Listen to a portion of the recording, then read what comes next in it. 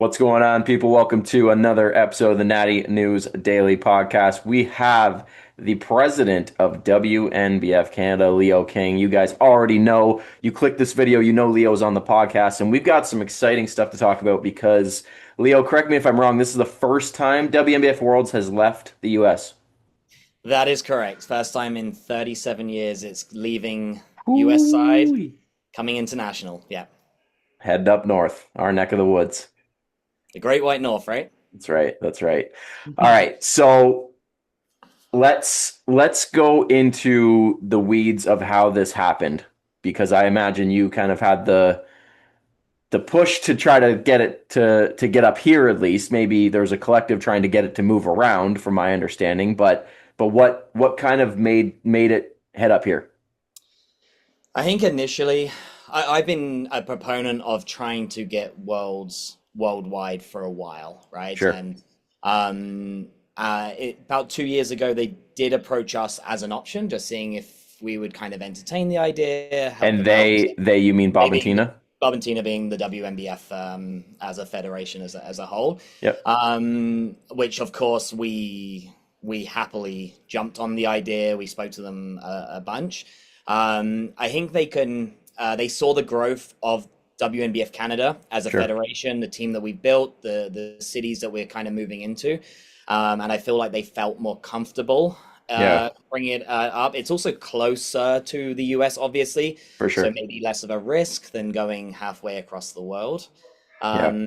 Which is, they still have a little bit more of that control in that sense. Yeah, and I think this is a good thing for the sport. This is a good thing for WNBF, and I would like to see it, in time, obviously, travel worldwide. Yeah. Yeah. So, yeah, so last year was my first in-person exposure to Worlds.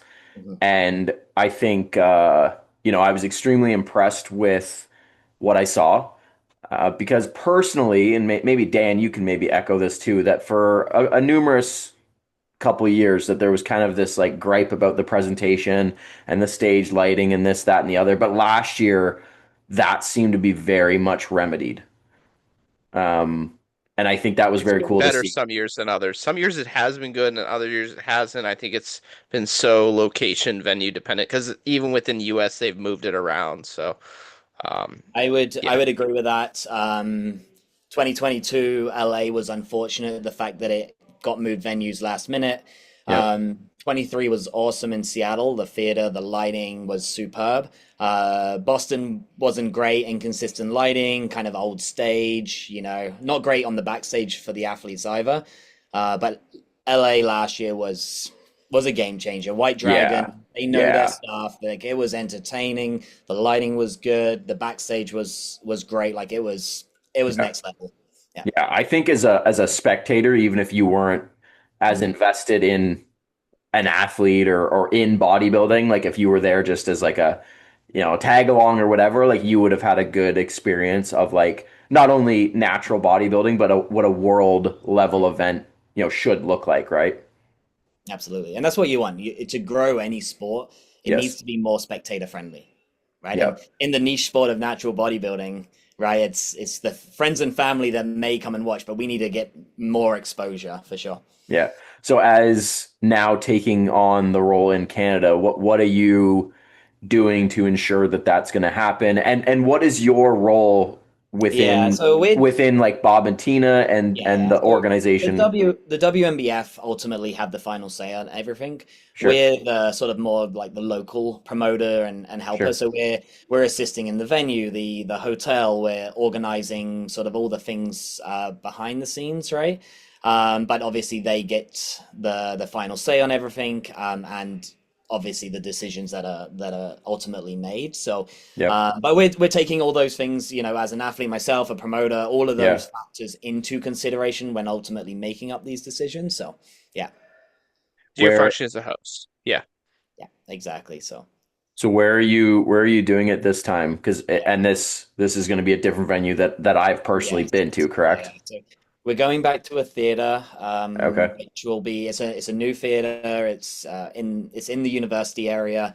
It's a great size, great venue. The lighting will be good. The AV will be on point. Yep. The backstage area, it's we have a huge big ballroom for the athletes, like Nice. photography, tanning, all the things. So it's going to be super set up, super slick. It's going to look good. Very cool. Very Yeah. cool. Yeah, What and do obviously you? we'll back it up a little bit. It's going to be hosted in Calgary, Yes. November 19th and 20th, which is actually a Friday and Saturday this year. So a little bit of a change there. But I think in general, my sort of rationale for that, and that was purely on the theater standpoint, like actually availability. But for the Okay. most part, if anyone's traveling in, they're typically taking a few days off work anyway, right? So I Yeah. think for the Mhm. most part, it's not going to be an issue. So yeah. Yep. Do you have any expectations as far as differences in turnout or like potential athlete representation or anything like Yeah. that? I think accessibility will be a big factor this year, in a good way. I think international affiliates potentially will have an easier time getting sort of competition visas and things like that, travel visas and the works to enter Canada, especially over the US right now in particular. So I think that will benefit us in particular. Obviously, I want 400 athletes. I think it's, with a strong international representation, I think it can be done. And that's crossed between amateurs and pros, obviously. We're gunning for a big Canadian team, Yep. but we've also changed our qualification process to make it harder as well, right? So again, we're kind of limiting the availability for Canadians to compete, but ideally the most The competitive. standard. Exactly. Yeah. Yeah. Can you touch on like why it's hard for certain athletes to get over? Because I can't say I'm familiar with like that back end stuff and what locations or demographics of athletes maybe miss out on coming to Worlds. I think sometimes some of the Asian countries into the US, it can be a little bit more tricky, Okay. just on the political side of things, which again is above my pay grade. Sure. But I think typically we've got good what do you want to call it, international cross relationships on that level, worldwide, right? Like Yeah. it's fairly easy for countries to come into Canada and vice versa, right? So there'll be some Middle East countries which will be tougher too, which again, WNBF doesn't have a huge representation there, but for the most part, Europe, Asia, South America will be good. Australia, yeah. Because you usually get a decent turnout, like at the Calgary show from like China and stuff. Do you not? Like you Yeah, get a yeah, decent we have hit. a yeah, for sure. We typically get a couple of European countries. Yeah. We've had Israel, Italy, Spain, England, and then on the Asian side of things, um, never typically China itself, but like Hong Kong and Okay. Taiwan, Japan, and some Yeah. of those countries. But I think naturally at Worlds, they typically the affiliates like to bring teams hmm to Worlds, and so I think we'll see a bigger representation this year. Do you know what's involved with them like getting here? Like you mentioned, like visas and stuff. Like, do you know that back end stuff or not really? No, typically we do write or work with kind of the immigration to an extent, just to kind Oh, of offer okay. invitations and things like that. Right. But it is in the hands of the typical immigration process, right? So Right. Right. we try and invite them and do the best we can, but ultimately immigration has last decision. So, but the best advice I have for anyone looking to prepare is to get on that early. Yeah. I know that we've been working with countries like Mauritius and some countries which they started a little over a year in advance. So Wow. yeah. That's crazy. How early do you recommend? I mean, earlier is better, but Yeah, so I at least now for sure, right? So depends on where you're from. Like somewhere like Italy, they're not gonna have much of an issue, right? Like they can vacate here whenever they want. So it's typically country specific. So yeah. Does an athlete like do they have to disclose that they're in a competition to like fly like they're not here just visiting or do you know? yeah, certain countries where where they actually have to get visas and permits and stuff like that, they'll have to kind of apply for an athlete exemption or Wow. yeah, I think it's they call it like an athlete exemption, and they'll get a certain time period that they can kind of be here and such like that. So yeah. Hmm, that's crazy. When you think of last year's Worlds, what, if anything, are you looking at like, I want to do this better, or I want to change this? Is there anything that's kind of jumped out at you? I would we're working with White Dragon as well. They're coming up, which Nice. is great. So I have no doubt, no matter what, they're Yeah. gonna put on a show. So I just want to make sure everything's in place for them to do whatever they need to do, right? So yeah. Yeah. So your big thing is presentation, presentation, Lighting, presentation. presentation, it's lighting and presentation for sure, right? And the whole athlete experience in general, but that's I want to do a lot more for the athletes as well. We're on the sponsorship side of things. I want to create a bit more of an expo as well. It'd be Oh, great to have cool. 30 booths and such like that. And I know the venue can hold it. And we have a lot of connections here. But if anyone listening to this is interested in kind of setting up a booth, we would love to have just create an awesome event for the athletes to really remember. Um, Calgary is a really international, like a lot of international people like to come to Calgary for its surrounding areas. So, obviously we'd love athletes to stay and go experience Banff and Lake Yeah. Louise, some of Yeah. those sort of highlights that Canada really has to offer. So, on not on outside of the competition side of things, I think that side will be really, will hopefully stand out as well, guys. Yeah. It Dress can be warm. cold. It can be cold up here. Dress warm. Yeah. Yeah, There's some nice not temperatures. gonna lie, I'm a little stung about the contrast from LA last year to Calgary this year. That's gonna, it Well, was nice I in think next November year they'll leaving. probably do Florida to make up for it, right? So, Yeah, yeah, for real. Um, what else? What else can we chat about? Talk to me about classic physique. yeah, yeah. Where it's So going, where it's gone, what? yeah, maybe some insight into classic. I know, like from my end as an athlete and as a coach and within Natty News, obviously classic as it's grown in the enhanced side of the sport, you're probably seeing the same, and I'm seeing the same on my end within natural bodybuilding. What are you seeing in classic? I think the big fear initially was that it was going to water down bodybuilding, right? And Correct. I think thankfully we haven't seen it. I'd say it's very much comparable to the class sizes as bodybuilding, um, which is exciting, which is good. And it's as a judge, and actually because that was the other issue as well, is as a judge, it's like, are you just going to get these bodybuilders that now just go into classic, right? Hmm.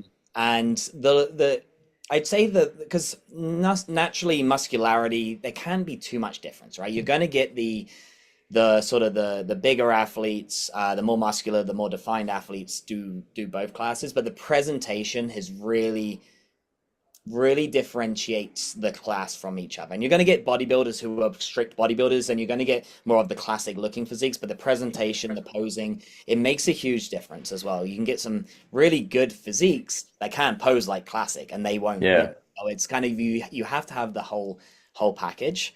But it's been fun watching it evolve. I think it still will evolve a little bit more as the sort of those athletes sort of come to the top. Same thing happened in men's physique, right? What, 10 plus years ago, right? Like it's now starting to, it's last few years, it's really kind of differentiated itself from what it used to be. So, yeah.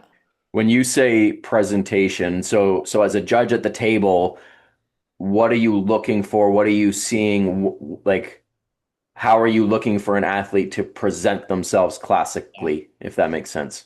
For sure. Like naturally the poses are set poses, but it's how are the athletes transitioning into the poses and are they looking rigid or are they actually flowing between the movements and the poses and stuff like that. So that's kind of more of the posing and the presentation Okay. side of like kind of the judging. And it is scored about 25% of the criteria, right? So you got symmetry and then you got muscularity and presentation. So it's kind of factored into Right. that side, the musculature, the leanness, the definition, but also how are the athletes Yeah. present themselves. Do you know if the WNBF has had any pushback on some of the posing with classic? Like No, the not side chest and stuff like yeah, that? not really. Like as a promoter who has to or a head judge as well, when you have to explain it to the athletes, there's never been any pushback as Yeah. well. So we do a lot of virtual workshops, in-person workshops, and athletes are super receptive. So it's just like it is Yeah. just it's just the criteria, right? And That's just it. um, there's reasons why the WNBF picked a little bit more, say, strict criteria on certain poses, and I think it's just to differentiate themselves enough from, say, the NPC IFBB Yep. sort of lot, but relatively they're all the same poses, right? It's a side chest, a Yeah. side tricep. Yeah. Is the posing routine factored into that presentation or no? No. Okay.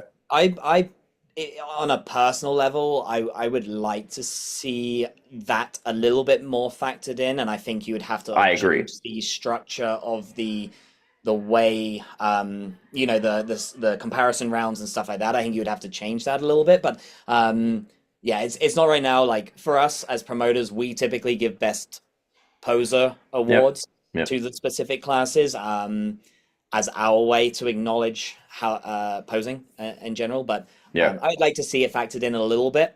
So maybe in the future. Yeah. I always tell clients that like because like a lot of people will cross over, right? Yep. Especially like your smaller athletes that sometimes it's just like jump in both, we'll see where you land and we'll go from there. And they're like, "Well, can I do the same posing routine?" I'm like, "Technically you can, Mm-hmm. but if I'm being honest as a fan, Mm-hmm. I want your classic to routine not to be like thunderstruck." Yeah, don't do ACDC for. No, you you can do you can you can present the same poses, but you can do it differently and you can do it more like classically. And people who are fans of the sport will kind of know what I'm referencing, where it's not just walking around like hitting a most muscular on the left stage and the right stage and then center stage, and I think that has been a lost art for a long time, right? And we're seeing athletes, Oh, in both the natural and enhanced side of the sport, like really grow these massive followings and stuff from mhm. their desire to bring posing back and make it good, right? I think of Pat from last year, who won the amateurs, Yeah. like incredible. He shared his posing routine on Instagram like 2 or 3 days ago, and I was like, and it had like 4,000 likes or something, and I'm like, this was so good. And to give the WNBF and White Dragon their flowers, how that was presented Yeah. makes the world of difference. For sure. I also like how it's kind of forced bodybuilding and bodybuilders on our natural side to improve their routines. So I think Yeah. it's been a win on both sides of it, right? So yeah. Yep. Yep. No, I agree. I think do you think Classic's going to take over like it has in the NPC? Do you think it's going to do the same in natural bodybuilding? I don't think so. I think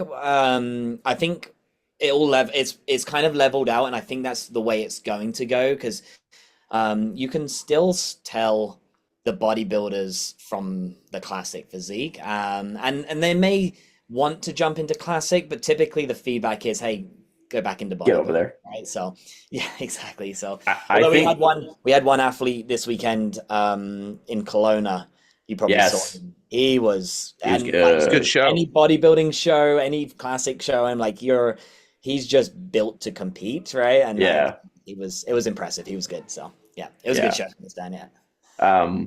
What was I just going to say? I think especially the WNBF, it attracts like the bodybuilding purist. You Yeah. know what I mean? Like when I think of like when I was younger, it was like Brian Whitaker, Siobhan Cunningham, Berto, like even yourself, right? Like these are bodybuilders, right? And they loved bodybuilding before classic existed, and they love bodybuilding while classic exists and while classic is thriving. But you're Yeah. still a bodybuilder. You know what I mean? So Yeah, I think so. I think the purists in the natural side of the sport will always be attracted to the WNBF for that reason, right? And the yeah, names, the history, and there's a ton of stuff there, right? And I think the more people kind of talk about it as well, it gets kind of in the faces of or the heads of the younger generation coming through, who would just kind of see I'm gonna say Chris Bumsteads and the classic yeah, guys, yeah, right? Because that's what's out there, right? Like so, yeah. yeah. Something just slipped my tongue. Dan, you got anything you're gonna ask him real quick while my brain figures out what the heck I was just gonna say? Just going into, Worlds and it's coming to Canada. Are you feeling the added pressure, the beyond what you guys normally handle? Yeah, You yeah, guys do a great job and really are streamlined in how you are organized and everything. But for sure. I think it's good because it forces us to up our game everywhere, right? But there is a little bit of pressure. Obviously, I think the LA show last year was phenomenal. Like I said, it was a huge step up from the year before. So we want to at least match what happened there. So, but I know the team is behind it. I know the organization will be there. So I'm not super concerned, but of course there's a lot of pressure. Um, yeah. that dictates the next year and the year after that because athletes are looking now for 1 to 2 years in advance, right? So And with you looking to, you said up your game, and improve upon Worlds last year as well. What are some of those things, like logistically, like how you versus how you approach your normal show? Like, are you spending more money on lighting packages? Are you looking at more premium packages? What kind of stuff? What does that actually look like? yeah, for sure. It's making sure that the lighting is good at all the venues, and such like that. We're looking at sort of projection screens and things like that that can be done on a real professional level as well, versus just the banners. Yeah, But sometimes the banners are just they're good and they're consistent, and you can have them anywhere, right? So yeah, the live stream, I think we do a pretty good job with our live stream, all things considering. We give it to everyone for free, right? As opposed to um, making people pay for it. So, um, yeah, I think that's it. The athlete experience. There's a lot of back end system stuff, which is more so on our end and the WNBF Canada side, which we've really improved in the last couple of years. We brought a judging score system electronically, which we're waiting to obviously push out to all of the WNBF affiliates and promoters. So there's some really cool stuff that has been going on, which I'm excited to see come up. But yeah, why don't you talk a little bit about that, the judging systems. the scoring system? Yeah. Yeah, so something that I know I'm going to take zero credit, but my wife has done a ton of work in. But Shout out Charlotte basically, King. yeah, so basically, taking scoring, paper systems, first of all to computers, which was the first step, but now it's been packaging it up into an actual computer program, so an actual software, Wow. and with all seven judges and a head judge and all the feedbacks and this thing like spits out to the MC and like the results and the results can be live immediately. Like it's really about expediting kind of the results and the live judging and Tabulation and tabulation and everything else, yeah. right? So it's pretty slick. It's really cool. It's kind of in the final. Like we've used it at both our shows this year. We have two shows this weekend. So hopefully we'll have well whatever what well, quite a lot of trial experiences with it for the judges. Get some feedback from different judges, different head judges and stuff like that before hopefully being able to roll that out across the community. Yeah. That's What would be cool. the availability and visibility for athletes after they compete?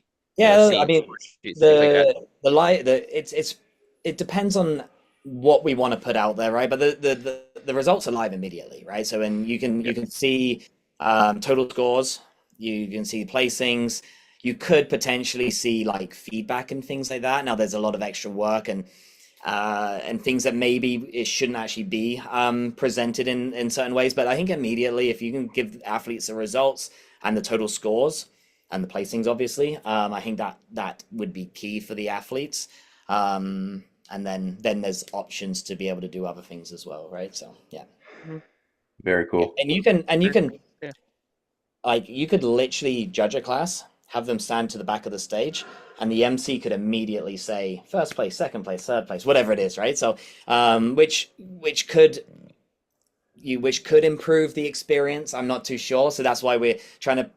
So as promoters Should be ourselves, less should be less downtime, right? there Less. could be less Yeah. downtime, could be more efficient, right? But you also want to Yeah. say you want to improve the experience of not only the athletes but everyone involved, including the audience and things like that. So you could make it as efficient as possible, but does that actually improve the experience of everyone? Yeah. We're kind of left. We need to determine that, I think.